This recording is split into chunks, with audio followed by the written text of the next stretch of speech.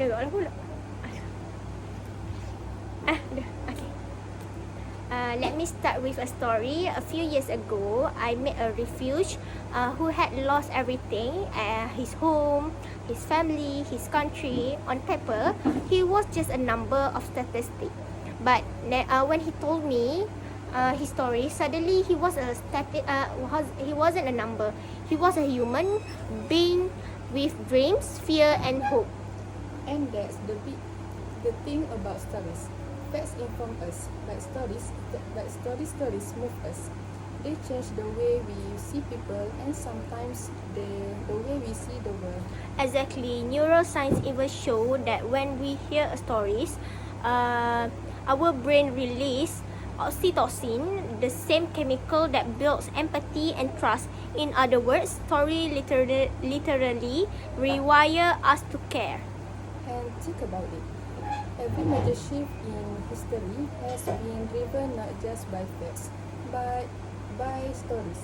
Civil rights, women's rights, climate action, people didn't just share data, they share narrative that made others feel something. Let me give you an example. I once spoke a student who hate history very bad. But when I told him that there is a story about a young soldier who lied about his age to fight in a war, suddenly his story wasn't dates and names, but it was about courage, fear, and choice. That a story changed his relationship with the subject. I have had that too. Growing up, I thought people who disagreed with me were just wrong. Then I heard their story, the struggles that shaped them, the experience behind their belief, and it didn't mean I agree with them, but it meant I understood them. And that's the real power of storytelling. It can build a bridge. It can turn strangers into neighbors, opponents into listeners. But here's the flip side. Stories can also be dangerous. Propaganda is storytelling too.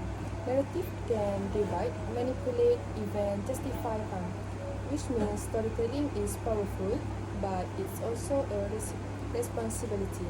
So how do we use for our goods? First, we tell them with honestly. A true story doesn't have to be perfect, but because it just has to be human.